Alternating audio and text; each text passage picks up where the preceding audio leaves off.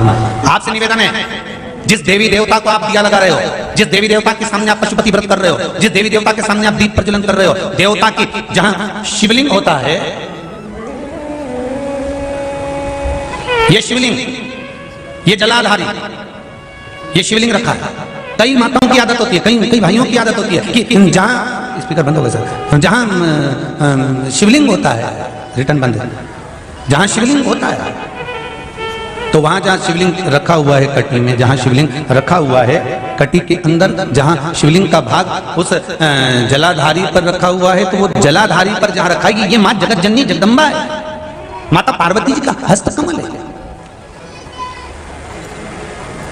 और आप लोग दिया कहां रख देती हो? कई माताएं दिया रख देती है, जहां शिवलिंग है तो उसके आसपास में जो गोल जलाधारी है उसी पे दिया रख देती है, जला जला नहीं भाई, बहुत ध्यान रखिए महाराज, बहुत ध्यान रखो जरा,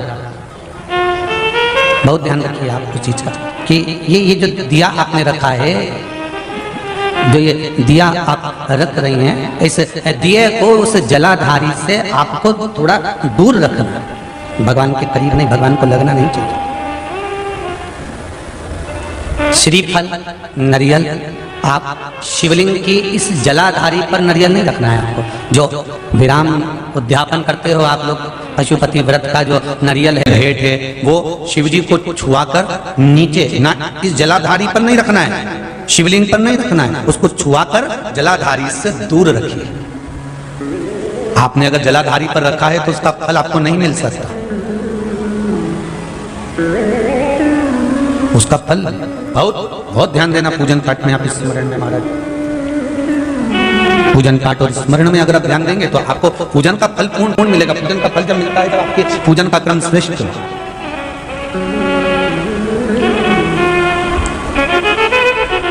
पूजन का फल तभी प्राप्त होता है महाराज, और उस पूजन के फल को हमें अगर प्राप्त करना है तो हमको श्रेष्ठता धारण करना ही पड़ेगा, हमें अपनी गलतियों को सुधारना पड़ेगा। जहां शिवलिंग रखा हुआ हो, जलाधारी जो है वो पार्वती जी का, रिटर्न बढ़ाओ, पार्वती जी का स्थान है, और उस जलाधारी पर कोई वस्तु, शक्कर ले जाओ या मीठा ले जाओ या आप कोई सामग्री लेकर जा रहे हो तो वो जलाधारी पर नहीं रखना। कहां रखना है आपको? उससे दूर। दिया कहां लगाना है? जलाधारी से भी दूर। फूल चढ़ाओ, पत्ती चढ़ाओ, अक्षत चढ़ाओ, मूंग चढ़ाओ, तुम्हारी मर्जी पड़े। जो सामग्री आप भगवान की सेवा की, चंदन, अबीर, गुलाल जो लेकर गए हो वो शिवलिंग पर, जलाधारी पर सब लगाओ, सब चढ़ाओ, इत्र भी चढ़ाओ।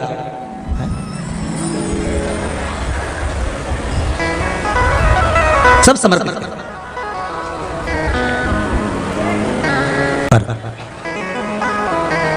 उस जलाधारी से थोड़ी दूरी बनाकर, उससे थोड़ा दूरी बना लें, उसके बाद आप रखें महाराज। थोड़ी सी दूरी बनाकर अगर रखेंगे तो भगवान उसको स्वीकार करेगा। जैसे रुद्राक्ष की माला पहन लेने वाला व्यक्ति, गले में अगर एक रुद्राक्ष पड़ा हुआ है या तुलसी की माला पड़ी हुई है, पद्म पुराण के पाताल खंड में अध्याय नंबर 7, अध्याय नंबर 9, कौन सा पुराण है? पद्म पुराण। कौन सा खंड है? पाताल खंड।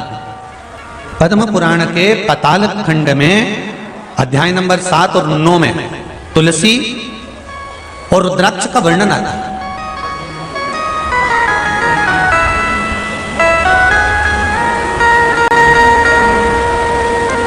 कि मान लो अगर मनुष्य का शरीर मिला है और आपके जीवन में कोई आपको गुरु ही नहीं मिला, कोई अच्छा सदगुरु प्राप्ति नहीं हुआ,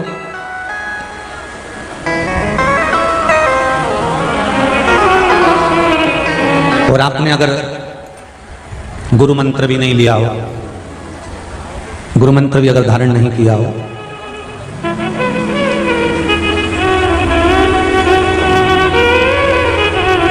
कई लोग कहते हैं जिसका गुरु मंत्र नहीं होता, जो गुरुमुख नहीं होता, वो कितना भी दान पुण्य कर ले, लगता है क्या?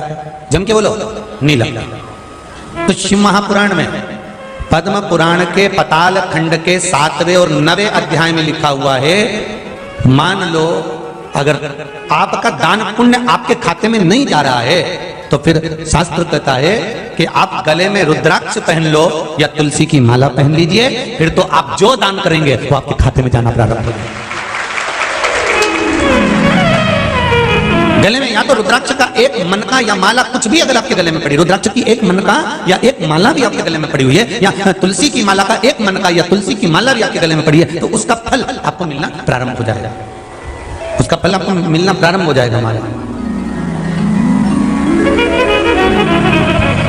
फिर आप जो दान करेंगे, पुण्य करेंगे, सत्कर्म करेंगे, भजन करेंगे, कीर्तन करेंगे, फिर आप जो भी कर रहे होंगे उसका फल आपको मिलेगा, आपको प्राप्त होगा।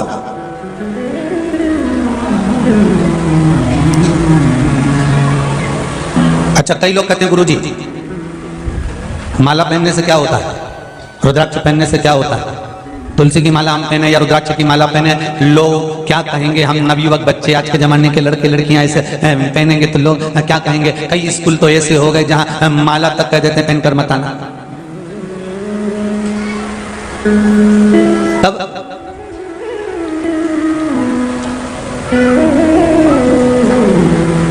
भाई कोई सौभाग्यवती नारी जो होती है ना, मांग में सिंदूर भरती है, बिंदी लगाती है, कई कई नई फैशन की है तो सिंदूर भी नहीं भरती।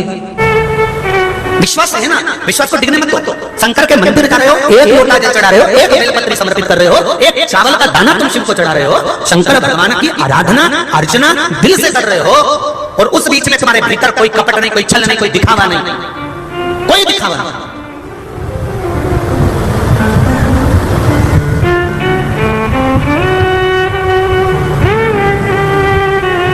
दिखावे का कोई काम नहीं। और अगर बिना दिखावे के, बिना कोई छल के, बिना कोई कपट के, बिना कोई बेईमानी के आप शंकर भगवान को रिझा रहे हो, कैंसर जैसा रोग भी इस व्यासपीठ ने इन पत्रों के माध्यम से देखा कि ठीक हो गया। डॉक्टर भी आश्चर्य में पड़ गया कि कैंसर कहां चले गया। ये कल अभी परसों कल की कथा में देख रहे थे, आहार नली में कैंसर।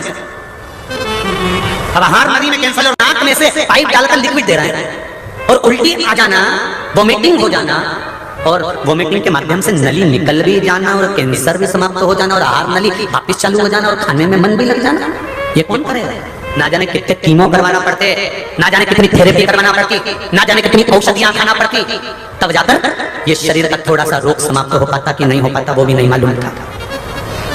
पर विश्वास, भरोसा, दृढ़ता जब जागृत हो गए तब एक पत्र आया। देखिए उस पत्र को, भरोसे का पत्र। मुझे बाबा ने क्या नहीं दिया ये मैं शब्दों में वर्णन नहीं कर पा रही हूँ। मेरे बेटे के ऊपर बहुत कर्जा हो गया था, नजदीक नजदीक लगभग कितना लिखा है, 1 करोड़ 2 करोड़, 1 करोड़ का कर्जा हो गया था। 2 बार आपने पार्थिव शिवलिंग का निर्माण करवाया गुरुदेव। एक अधिक मास के महीने में करवाया था पहले, फिर श्रावण के महीने में करवाया था पिछले वर्ष, इस वर्ष भी करवाया।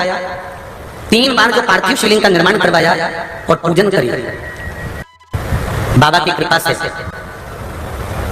बाबा की दया से वो कर्जा शिव जी ने ऐसा मिटाया कि मात्र 1 तक का कर्जा वो ले गया, बाकी का सब दान मिटा दिया। ये शिव गुरुदेव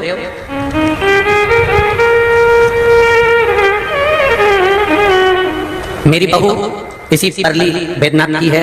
मुझे बड़ा गर्व हो रहा है आज कि मेरी बहू मेरे बैद्यनाथ ने भेजी है मेरे यहाँ। मुझे उस चीज का गर्व है कि परली बैद्यनाथ की बेटी मेरे यहाँ बहू बनकर आई। आज मुझे गौरव महसूस हो रहा है। बहुत बहुत धन्यवाद दीदी आपको। इस चीज का गौरव आपको हमेशा होना चाहिए कि किसी जिस स्थान पर शिव की ज्योति विराजमान है उस स्थान की बेटी आपके घर में विराजमान है। स्वयं शंकर की बेटी आपके यहाँ पर। बड़े भाग्यशाली है मेरी बहू भी गुरुदेव।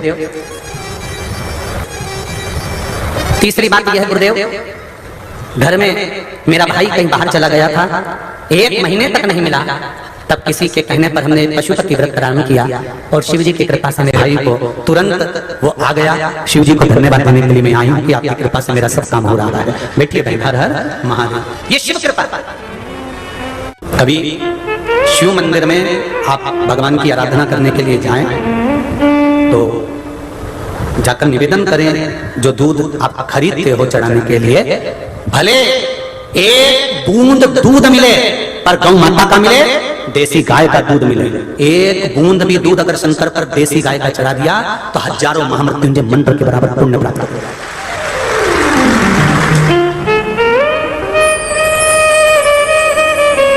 एक बूंद चढ़ाओ, ज्यादा नहीं है ना सामर्थ्य का, थोड़ा चढ़ाओ, पर उतना आपके दिल से, अपने हृदय से